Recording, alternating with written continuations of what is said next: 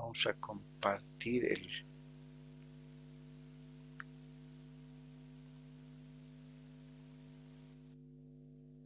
Bien. Ahí estamos nuevamente. Nos vamos a acomodar acá. Bien. Mientras se van conectando, aunque ya están ahí. Bien, les daremos un par de segunditos a los compañeros para que puedan conectarse.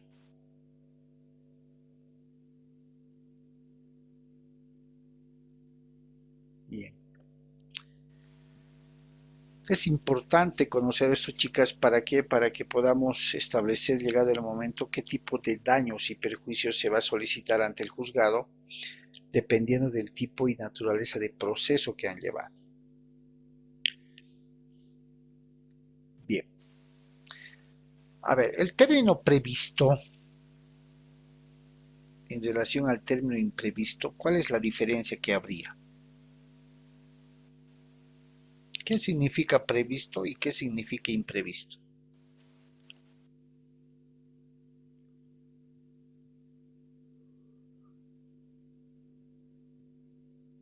¿O es lo mismo?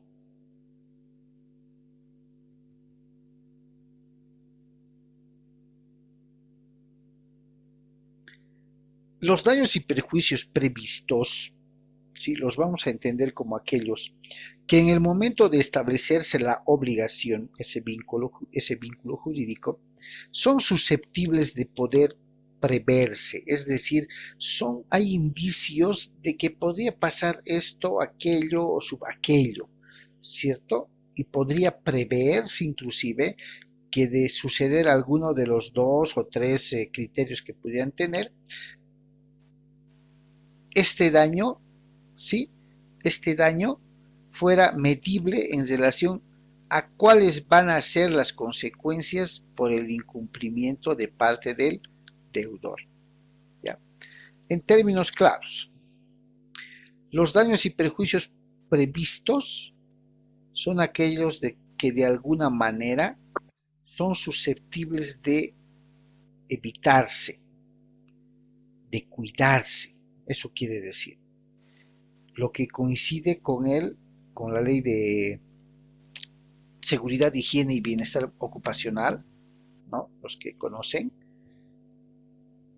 esa ley prevé cuando enuncia qué medidas de protección se le deben dar a un trabajador, ¿no? Más o menos que prevé qué es lo que podría pasar. Ya más o menos como que adivina, llamémosle, de saber qué es lo que podría generarse.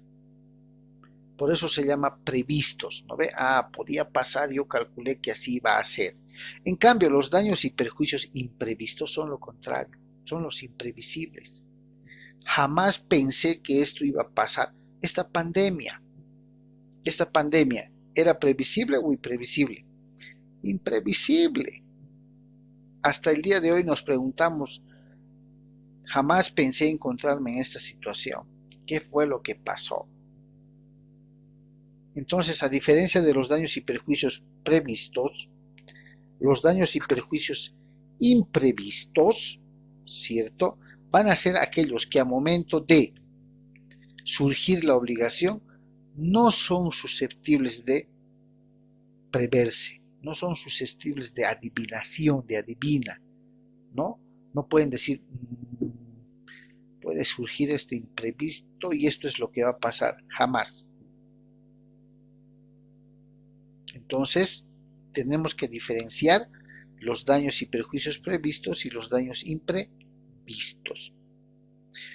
El artículo 345, precepto legal del cual se agarra el deudor incumplidor, dice, ¿no? El resarcimiento, fíjense bien, solo comprende el daño previsto. ¿Ya? ¿Qué quiere decir?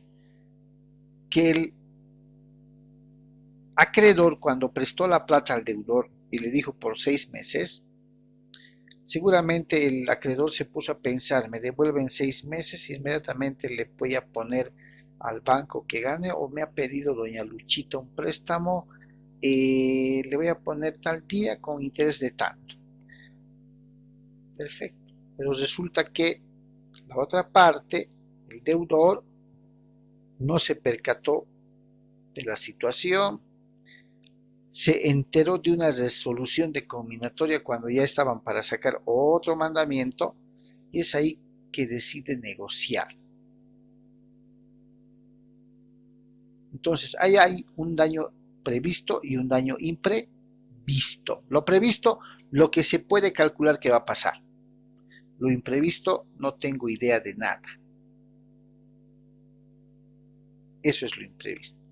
Y que va a derivar en, eh, en accionar un proceso también judicial para exigir el cumplimiento de la obligación. ¿Listo? ¿Qué me interesa? Esto. Según la disminución del patrimonio o del no incremento de este patrimonio, se pueden clasificar en las más dos importantes clases. Y esto quiero que lo entiendan muy bien. El daño emergente y el lucro cesante. Daño emergente, lucro cesante. A ver, ¿qué es? Daño emergente. Daño ya hemos definido, perjuicio, pérdida de réditos, de utilidades y todo lo demás. Emergente, que ha emergido de esta acción, llamémosle así. Es la pérdida o disminución económica que experimenta una persona en su patrimonio. Ese es el daño emergente. Ese es el daño emergente. El daño que nace, ¿sí? Que nace de las vulneraciones que en contra del deudor se han cometido. Van disminuyendo las ganancias. ¿Por qué? Porque encima los estigmatizan y dicen daño emergente. En juicio, lo típico. En juicio, lo típico. Demanda daño emergente. Pero para demandar el daño emergente, no importando si es la pérdida o disminución económica que experimenta una persona en su patrimonio, tenemos que entender cuándo procede un daño emergente y cuándo procede un daño de qué, de lucro cesante, ¿cierto? Ambos son distintos. Ambos son distintos. Ahí está. ¿Qué es el lucro cesante? Lucro, ganar, ganar. Cesante, descansar de ganar, más o menos. Es la privación de una persona, ojo, es la privación a una persona de un aumento o incremento en su patrimonio. En el ejemplo que les puse,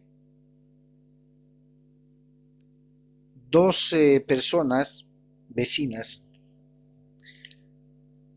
establecen una obligación en el cual María le presta a Laura un monto de $30,000 norteamericanos por el plazo de 3 meses nada más. Le hace conocer de afuera la construcción que está haciendo esta persona, este deudor, y le dice, con esto te voy a pagar si me prestes.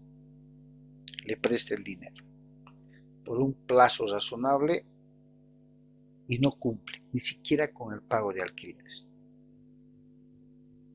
Y yo tenía otra propuesta, otra solicitud de otra persona mucho más confiable, ¿no? Para poder prestar ese dinero y hacer que ese dinero crezca, ojo, crezca. Le llamo incumplimiento, le llamo irresponsabilidad. ¿Cuál de los dos daños, en el ejemplo que les he puesto, daño emergente o lucro cesante, es el que mejor ganancias nos puede traer? ¿El daño emergente o el lucro cesante?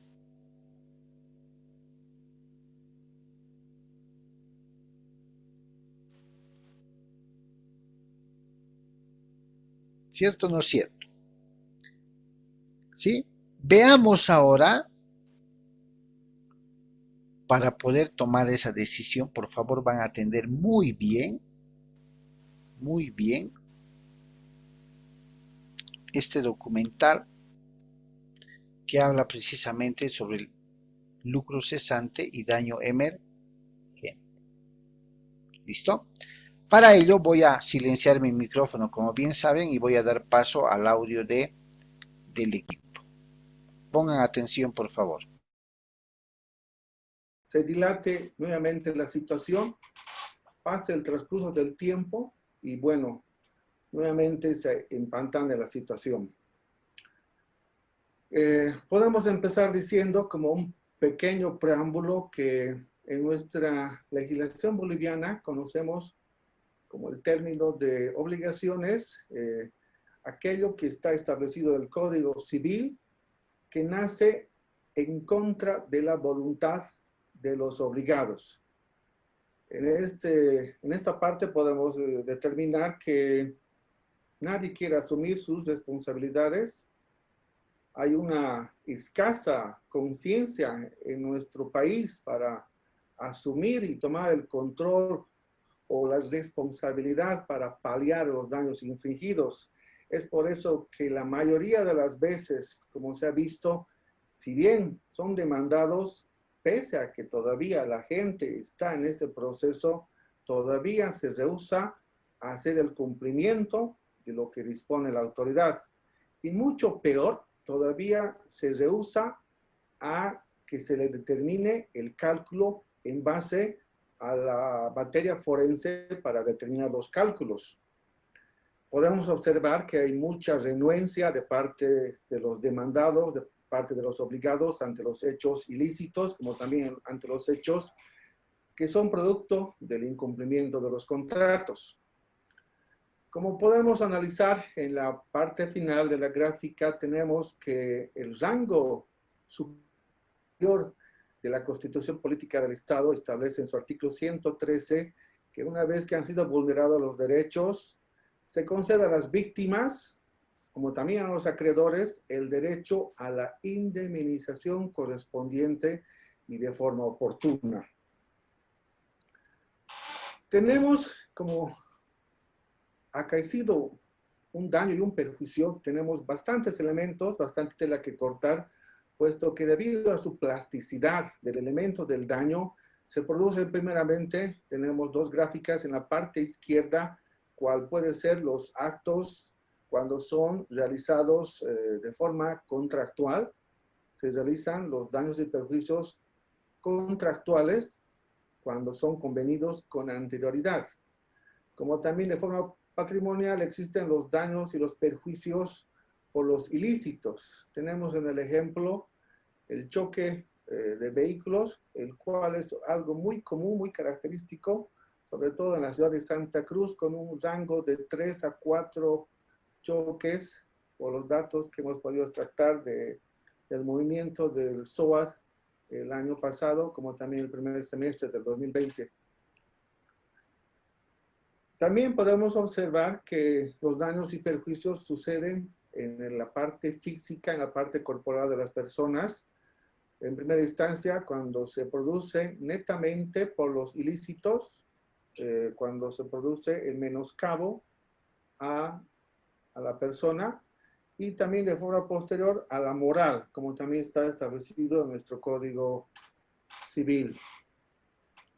Vamos a hacer dos diferenciaciones que existen en nuestro código sustantivo civil.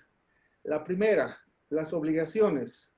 Netamente cuando existe un convenio, un acuerdo previo entre dos partes, ante el incumplimiento de una de aquellas, se produce el daño y perjuicio. Para esto tenemos el artículo 344, donde define claramente que el daño es en razón a un incumplimiento o a un retraso que produce efectivamente una pérdida económica en el acreedor. Esa pérdida económica entendida como daño emergente y también de forma subsecuente y de forma posterior, inmediata, se produce una pérdida en cuanto a la ganancia de la cual se ha visto o privado la persona a la cual se ha inculcado el daño. También tenemos el artículo 64 de nuestro Código de Procedimiento Civil que indica muy claramente cuando han sido acreditados estos hechos, la parte condenada correrá con todas aquellas costas y costos y también de forma principal los daños y perjuicios. En este sentido, en esta gráfica observamos que en el aspecto de las obligaciones hay un daño y un perjuicio cuando efectivamente ha habido un incumplimiento de la obligación. Previo a esto ha habido un contrato en el cual una de las partes simplemente no lo ejecuta o lo cumple de forma parcial, también de forma tardía, defectuosa, ya sea por acción o por omisión. Este incumplimiento, según lo que hemos podido analizar en el transcurso de estos años, no precisamente se lleva a cabo en la parte del contratado. La parte del contratado es aquel que realiza el trabajo, tiene que cumplir con lo estipulado en lo acordado. También el incumplimiento viene de parte del contratante, en el sentido de que no paga en el debido momento o paga de forma parcial, tardía o simplemente no paga. Hemos visto que a través de los precedentes que tenemos judiciales, los casos con mayor recurrencia o que se suceden de forma más repetida, tenemos el ejemplo más concreto, el incumplimiento de los contratos de la prestación de bienes y servicios. Desde un contrato con un trabajador que, por ejemplo, haga el servicio de carpintería, de electricidad, de chaperío, cada día se suscitan contratos como también cada día se suscitan incumplimientos. También se ha podido advertir que como una manera muy recurrente tenemos el incumplimiento de los anticréticos, cuando la persona propietaria, el deudor respectivamente, no cumple con el deber de entregar la fianza que estaba en garantía y que era perteneciente al acreedor. Y también de otra manera, también muy recurrente, tenemos el fraude que se lleva a cabo en las sociedades comerciales cuando los socios o los empleados en relación de dependencia realizan actos ilícitos, fraude en contra de la actividad económica. Esto es lo que podemos hablar respecto a ese primer preámbulo que nos habla de las obligaciones que están establecidas en el Código Civil. De igual manera, el Código, en el artículo 984, en el título 7, nos habla de los ilícitos, en el entendido de que los hechos dolosos o culposos ocasionan un daño injusto y aquellos que han realizado los mismos están obligados al resarcimiento respectivo. El artículo 994 nos habla específicamente que el resarcimiento debe valorarse apreciando la pérdida sufrida, el daño emergente, el empobrecimiento del patrimonio, como también la falta de ganancia en cuanto a las posibles rentas que podía tener esa persona a la cual se ha ocasionado ilícito. A diferencia del cuadro anterior, como vemos, en lo que respecta a las obligaciones teníamos el incumplimiento. En el aspecto de los ilícitos tenemos la antijuricidad de la conducta. Esta está relacionada a aquello a que todo es contrario a derecho, es antijurídico. Entonces, quienes ocasionan los daños y perjuicios actúan de forma culposa o también de forma dolosa, ocasionando el desmedro patrimonial como también corporal en contra de las víctimas. Por efectos de la culpa podemos entender los cuatro aspectos más importantes: negligencia, imprudencia del causante, la impericia, la falta de experiencia, falta de habilidad, y también la inobservancia cuando no acatan los deberes o el cumplimiento de las normas. El ejemplo más común, más casual, que se repite constantemente, son los accidentes automovilísticos, los choques, tanto entre movilidades como también al peatón. También el otro punto, el otro vértice que tenemos respecto a la antijuricidad, el dolo, cuando a sabiendas y con la intención, el causante realiza el ilícito en contra de la persona afectada. De pleno, vamos a analizar qué es la pérdida de lucro de las personas. Y bueno, definiendo primeramente un punto previo de manera también prioritaria, como define el escocés Adam Smith, existen 4 factores de producción que generan riqueza, que generan valor, que generan el producto de la economía que sostiene al mundo. Esos 4 factores son el capital, el dinero, la tierra, el trabajo y la tecnología. En cuanto al capital, hay una cuestión referida al capital humano, el cual es aquel que las personas ejercen cuando están en relación de dependencia o también cuando están realizando trabajos propios. El capital financiero es aquel que realizan las personas cuando abren un emprendimiento y conectan activos, conectan maquinaria, conectan varios elementos dentro de una economía, de una unidad económica, y también capital social cuando se relaciona a que las personas, igualmente haciendo sociedad, inyectan aportes de capital. En el sentido de lucro, vemos que la definición económica es que debe ser entendido como una ganancia, una renta, utilidad, beneficio o provecho. Entonces, con estos verbos, con estos sustantivos, podemos conocer que lucro, una vez que se ha producido un daño, un perjuicio, significa que hay una pérdida de esa ganancia, de esa renta, de ese beneficio, de ese provecho en contra de la persona que ha sufrido ya sea el daño, el ilícito o el incumplimiento respectivo. Para analizar esto del valor del dinero en el tiempo, para poder tener un conocimiento muy cabal de lo que significa tener dinero en el presente, vamos a ponernos en la situación de que si el día de hoy tenemos $1,000, de acá a 5 años, esos $1,000 va a ser objeto de una disminución por el sentido de que va a estar devaluado esto por el transcurso del tiempo. Si miramos hacia atrás, se hace algunos años atrás, los $1,000 nos significaban un caudal para hacer la compra de bienes, de hacer la compra de servicios.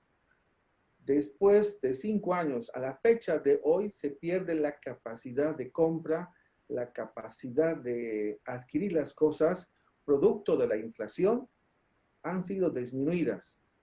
Es por eso que el valor presente del dinero es mucho mayor que el valor a futuro por el efecto de que mientras transcurre el tiempo, el dinero se va devaluando constantemente. En esta gráfica podemos observar, y esto corresponde a una actividad económica, comercial, y tenemos 3 ejemplos concretos. La maquinaria. Si una persona invierte su dinero, que es un activo que pertenece a una unidad económica, como producto de esa inversión que está realizando, la maquinaria genera productividad, genera servicio, genera producto. Como consecuencia tenemos una renta después de cierto tiempo. Lo propio ocurre cuando se realiza un préstamo. Hacemos, hacemos una colocación de un monto de dinero a cierto plazo y a través del tiempo genera interés. También como otro ejemplo tenemos una mercadería, el hecho de aquellas personas que se dedican a la compra y venta de productos, compran la mercadería a precio de costo y después de forma individual, de forma separada, venden agregando el valor agregado, agregando el valor de su costo y la utilidad, y obviamente obtienen también una renta, un valor que incrementa esa inversión. Esto con respecto al valor del dinero en el tiempo. Podemos observar en el cuadro celeste que el valor del dinero es una fórmula que pertenece a las matemáticas financieras. Si observamos el tiempo en rojo, a medida que transcurre el tiempo, tenemos en este caso el año, a medida que transcurre el dinero, la renta va aumentando de valor. Al segundo año, nuevamente, se ha producido 12 meses y donde igualmente ha habido un incremento de valor. Al tercer año, después de otros 12 meses, nuevamente debido al tiempo, esa inversión ha producido otro incremento de valor. Por lo tanto, la renta en una economía óptima, ideal, tiene un factor creciente de manera positiva. Esta es la condición ideal de cualquier negociante, de cualquier persona que se dedica a la cuestión económica. Pero debido a la situación económica, debido a los factores, como estamos hablando de la pérdida de lucro, se produce lo contrario en un factor negativo. La fórmula es un parámetro de la matemática financiera, la cual expresa que una persona a la fecha de hoy tiene mucho valor el dinero que a la fecha de futuro el mismo monto de dinero. Debido a dos razones netamente. Que producto de la inflación, el cambio de los precios de los productos del mercado hace que ese dinero valga menos.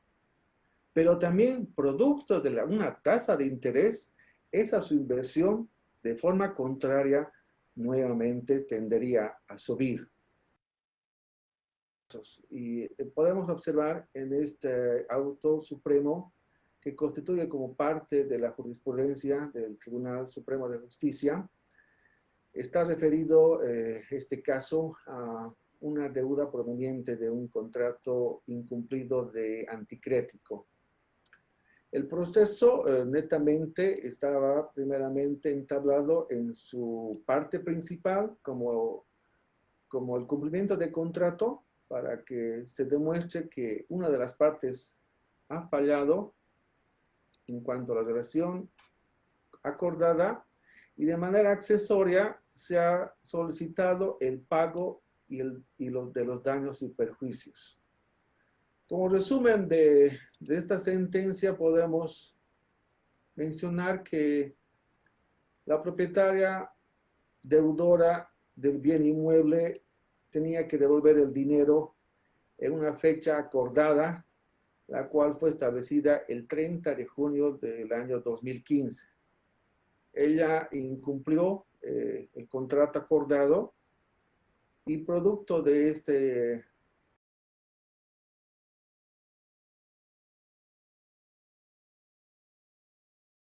civil, de ahí vino la apelación en grado superior y llegamos al recurso del auto supremo, donde la parte demandada como recurrente estaba pidiendo la casación. No vamos a hablar de aquellos puntos que están relacionados al anticrético, puesto que los demandados en este punto a veces agarran los antecedentes tal vez de que los contratos no fueron hechos con reconocimiento de notario, como también no realizaron la debida inscripción de derechos reales. El hecho es que no interesa el motivo por el cual esté rechazando el pago. Lo que nos interesa es saber de que sí se puede demandar daños y perjuicios ante el incumplimiento de la deudora de la parte propietaria. Vemos en el análisis de esta sentencia que en la resolución pronunciada se ha hecho el análisis del caso y se ha establecido que efectivamente se debe compelir a la demandada a la devolución de los $30,000 que le corresponden en derecho. Asimismo, tienen que realizarse el pago de los daños y perjuicios a favor de los demandantes que iniciaron este proceso. En este caso, podemos observar que existen los datos dentro del mismo. El capital del anticrético eran $30,000. El tiempo, y vamos a poner como ejemplo la fecha de hoy. El comienzo del incumplimiento, el primer día de incumplimiento fue el 30 de junio del 2015. A la fecha de hoy, que tenemos 29 de octubre del 2020, han pasado más o menos 5 años, alrededor de 60 meses, suponiendo que hasta la fecha no hayan cancelado los daños y perjuicios. Con este ejemplo vamos a hacer los cálculos, vamos a tener que el tiempo que ha transcurrido desde el primer día hasta la fecha de hoy han pasado 64 meses. Lo que nos interesa conocer es cuál es la tasa de interés para colocar a la fórmula. Producto de estos años que hemos tenido, hemos observado las demandas, las peticiones de parte de los demandantes. Bueno, son aspectos como ocurre en la cuestión de la asistencia familiar. El actor, el demandante, pide lo que cree que es correcto. Vamos a hacer en este cálculo, vamos a utilizar lo que comúnmente saben utilizar. Un ejemplo, $30,000 colocan como lucro cesante el doble del capital. Eso es lo que piden como lucro. Si aplicamos a la fórmula del valor del tiempo, la fórmula en blanco, valor futuro es igual al valor presente más el factor de interés por el tiempo. Si aplicaríamos el 100%, haciendo los cálculos respectivos que los vamos a hacer más adelante, sobre los $30,000 en el transcurso de los 64 meses, el resultado que tendríamos fuera más de $5 millones. Esto es lo que comúnmente llaman en la doctrina contemporánea los sueños de fortuna. Igualmente con este ejemplo que colocan al 10% con el 20%. Aplicando y operativizando los datos, obtenemos acá sobre los $30,000, $51,000, y acá, utilizando el 20%, $86,000. De forma de respaldo en 3 aspectos. El primero de esto podemos analizar una sentencia constitucional que está relacionada también a los anticréticos el 14 de diciembre del 2012. Igualmente se produjo un incumplimiento de la devolución del dinero por parte del deudor al acreedor anticrecista. En el análisis del fundamento que da la autoridad en la instancia superior constitucional, indica que los intereses deben ser compensados para que se produzca ese derecho a percibir frutos. Faculta a este hacer suyo los frutos que produzca la cosa. Entonces, los intereses, por el razonamiento de la jurisprudencia constitucional, son aquellos que sirven para compensar en sentido económico y monetario el valor de las cosas. Ese es un primer respaldo que hemos podido encontrar. El segundo está relacionado netamente a la matemática financiera. En el caso concreto, el valor del dinero está compuesto por un aumento del dinero y debido a un interés. También repetimos el concepto de interés. Y este interés está compuesto por el capital, por el paso del tiempo y netamente por este interés. La fórmula, como la que hemos mencionado anteriormente, de la matemática financiera, realizando los cálculos respectivos y despejando, nos va a producir el efecto requerido. Les indico que de forma, para más adelante, vamos a realizar el cálculo manualmente, como también a través de la calculadora que tiene el software de Excel. Los $30,000 colocados a una tasa de interés, en este caso estoy utilizando 0.5. Como hemos hablado que el interés tiene que ser producto del paso del tiempo, vamos a hablar de los 64 meses. El Código Civil nos habla del 6% anual como límite máximo. Así es matemático cómo debe ser plasmada una liquidación.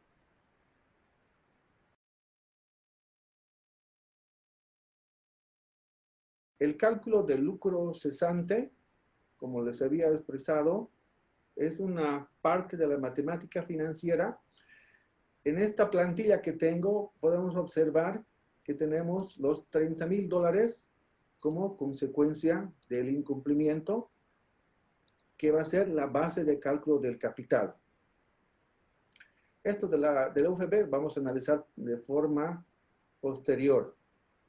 Vemos que la fecha del vencimiento es aquel día, el primer día en el cual debería haber devuelto el dinero la deudora propietaria del anticrético. Tenemos el 30 de junio del 2015. La fecha de cálculo, suponiendo que sea el día de mañana, 30 de octubre del 2020. Esta planilla ya está realizada con los cálculos de forma aleatoria, ya están establecidos. Han pasado 60. Bien, chicos, una parte del documental que incluso lleva la forma de calcular el lucro cesante y más adelante el daño emergente.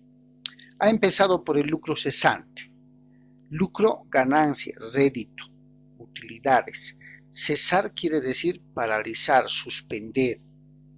El lucro cesante se va a demandar, se va a reclamar cuando el incumplimiento del deudor haga que las ganancias que yo tenía que recibir con ese mi dinero, hablando de un préstamo de dinero, han sido paralizados, suspendidos o cesados debido a ese incumplimiento. Entonces yo calculo cuánto es lo que he perdido por el incumplimiento del deudor hasta X día. Y eso es lo que le voy a presentar al juez para que una vez en conocimiento y revisión pueda establecer en la liquidación, si es que me reconoce, el cobrar el monto por lucro cesante. Ya el daño emergente lo vamos a ver después. ¿Está claro? Estamos llegando al final de la segunda sesión, chicos. Como mañana tenemos temprano clases, mañana vamos a aclarar las dudas y terminar con este tema de lucro cesante y daño emergente. ¿Les parece? Sí, doctor. Ya, entonces el día de mañana nos vemos.